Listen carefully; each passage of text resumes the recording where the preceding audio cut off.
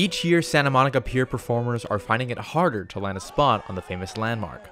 The pier organizes their street performing scene with a meticulous process, a lottery system that limits the number of entertainers. The city wanted to create opportunities for as many performers to be able to perform their act as possible in one day with the fewest arguments. According to pier management, the pier attracts more than 8 million visitors annually. As many as 75 performers line up every day to perform at one of the most iconic tourist destinations. The city revised the regulation into a lottery system back in 2010. Performers rotate between 24 spaces on the pier 4 times a day, twice in the morning and twice in the afternoon. It is challenging because it's kind of like the idea, like you want to keep a level of quality control, and if just anyone could show up here and perform, there's a weird dynamic. It's also another level too of how dedicated, how badly do you really want to. All performers must submit a permit application and pay a $37 fee to the city. After receiving their permits, they must meet outside the historic merry-go-round building for the lottery in the morning or afternoon.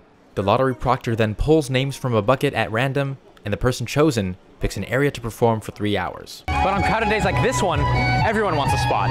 But if you can't get a spot on the pier, you can perform here on the ocean front walk without a permit. If you want to play on the pier, you have to show up at those specific times. You know, you might not even get a spot, and then you have to just wait for the next lottery. Unfortunately, the recognition of the opportunities that we've created with the rotations is sometimes lost because it is a regulation. So they see anything that's any kind of a regulation as impeding.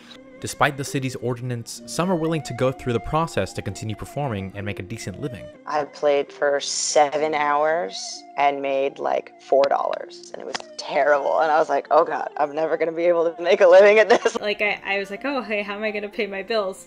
Now I mostly do it because it's fun. I've gotten, better gigs. Even though money can be an issue, the tips aren't always everything. If the money happens, the money happens. More and more I started seeing the ability to connect with people and the ability to sort of make somebody's day or bring a little bit of joy. For just like watch a kid like dancing on the street, having the absolute time of their life. And I was like, you know what, this matters more than whether or not somebody comes through and gives me, $5. For Annenberg Media, I'm JP Dabu.